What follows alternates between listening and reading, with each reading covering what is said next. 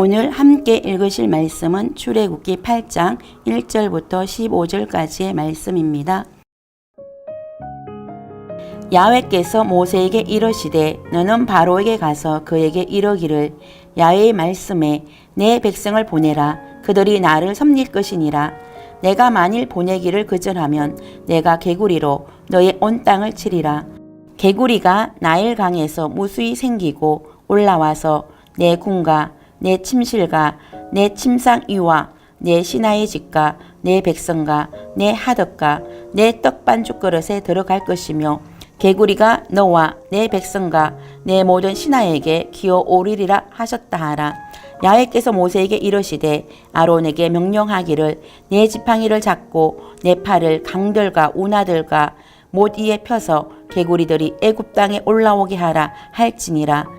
아론이 애굽 물들 위에 그의 손을 내밀매 개구리가 올라와서 애굽 땅에 덮이니 요술사들도 자기 요술대로 그와 같이 행하여 개구리가 애굽 땅에 올라오게 하였더라.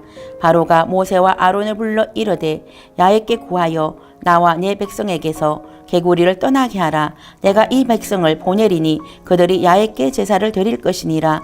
모세가 바로에게 이르되 내가 왕과 왕의 신하와 왕의 백성을 위하여 이 개구리를 왕과 왕궁에서 끊어 나일강에만 있도록 언제 강구하는 것이 좋을는지 내게 분부하소서. 그가 이르되 내일이니라. 모세가 이르되 왕의 말씀대로 하여 왕에게 우리 하나님 야훼와 같은 이가 없는 줄을 알게 하리니 개구리가 왕과 왕궁과 왕의 신하와 왕의 백성을 떠나서 나일강에만 있으리이다 하고 모세와 아론이 바로를 떠나 나가서 바로에게 내리신 개구리에 대하여 모세가 야훼께 간구하매 야훼께서 모세의 말대로 하시니 개구리가 집과 마당과 밭에서부터 나와서 죽은지라. 사람들이 모아 무더기로 싸우니 땅에서 악취가 나더라.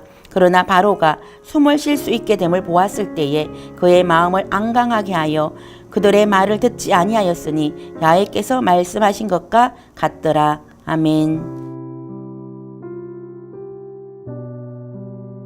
샬롬. 오늘도 말씀을 통해 하나님께 더 가까이 나아가는 하루 되시기를 축복합니다. 저는 오늘 본문 말씀을 통해 개구리 재앙이라는 제목으로 말씀을 묵상해 보기 원합니다. 하나님께서 애굽에 내린 첫 번째 재앙은 피재앙으로 애굽의 신에 대한 하나님의 심판이었습니다. 애굽인들은 풍성한 농작물을 얻게 해주는 나일강을 생명과 축복의 근원으로 여기고 신으로 섬겼습니다.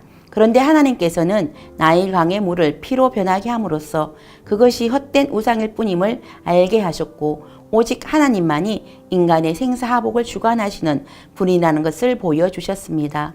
오늘은 두 번째 재앙으로 개구리 재앙입니다. 애굽 사람들에게 개구리는 어떤 존재일까요? 애굽 사람들은 헷가라고 하는 개구리 모양의 머리를 가진 여신을 만들어서 섬겼습니다.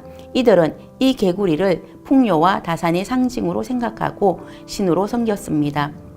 왜냐하면 애굽에서는 많은 강수량으로 인하여 매년 나일 강물이 범람을 하는데 이 나일 강물이 범람하면서 애굽의 농가 밭을 쑥대밭으로 만들어 농작물에 큰 피해를 일으키는 것이 아니라 반대로 아프리카 밀림 속에서 잘 썩은 거름들이 홍수에 쓸려 하루에 있는 애굽 땅까지 잘 도달하게 하는 것입니다.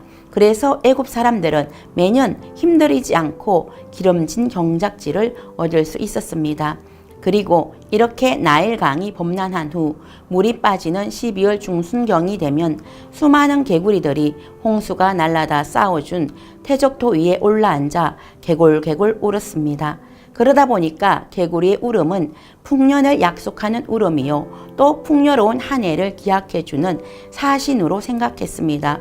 그러므로 애굽 사람들은 개구리를 풍요의 상징으로 생각했습니다. 그런데 우리 하나님은 이들이 신성시하는 개구리를 통해 재앙을 내림으로 애굽의 신을 심판하셨습니다. 모세와 아론은 바로 왕에게 찾아가서 하나님의 심판을 전했습니다. 출애굽기 8장 1절에서 4절. 야훼께서 모세에게 이르시되 너는 바로에게 가서 그에게 이르기를 야훼의 말씀에 내 백성을 보내라. 그들이 나를 섬길 것이니라. 내가 만일 보내기를 거절하면 내가 개구리로 너의 온 땅을 치리라. 개구리가 나일강에서 무수히 생기고 올라와서 내 궁과 내 침실과 내 침상이와 내 신하의 집과 내 백성과 내 하덕과 내 떡반죽 그릇에 들어갈 것이며 개구리와 너와 내 백성과 내 모든 신하에게 기어오르리라 하셨다 하라. 하나님은 바로에게 그들이 섬기는 신인 개구리로 그들을 위협했습니다.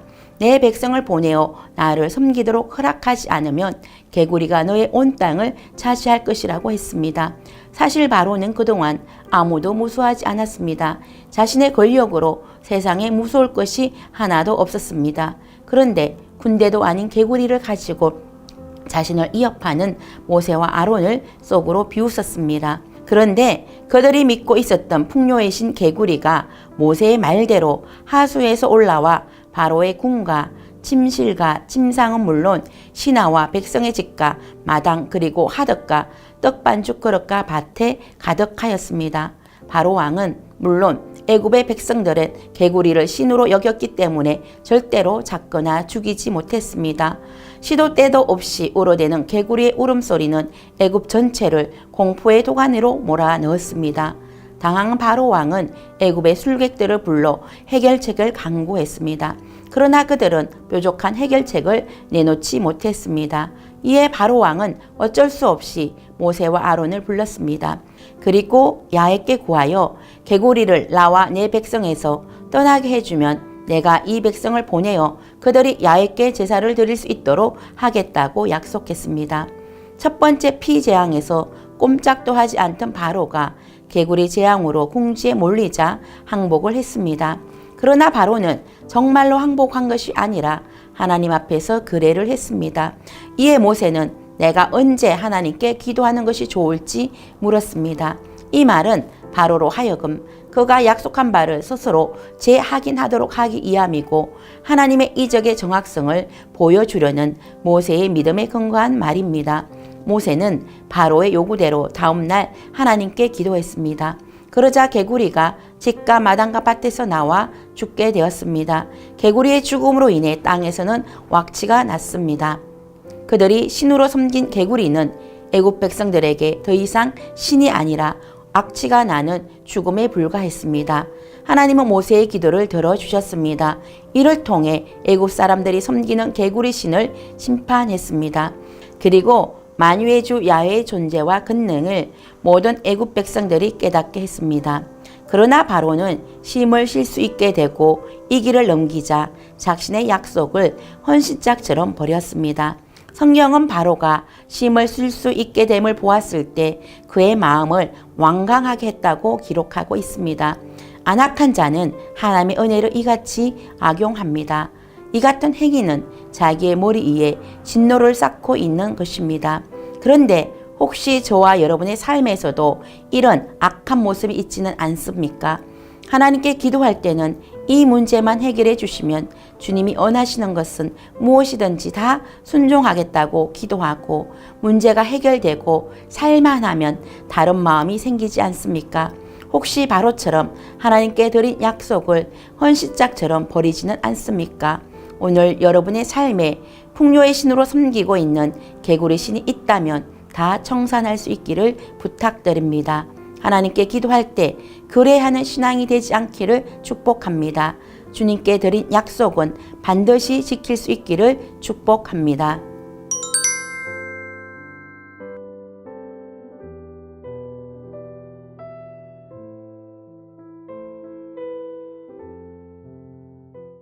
기도하겠습니다. 하나님께서는 개구리 재앙을 통해 애굽 사람들이 섬기는 신을 심판하셨습니다. 혹시 우리의 삶 가운데 우리가 섬기는 풍요의 신이 있다면 이 시간 우리 안에 있는 모든 우상을 물리치고 오직 야훼 하나님 한 분만 섬기고 예배하는 자가 되게 하여 주시옵소서. 예수님의 이름으로 기도드립니다. 아멘.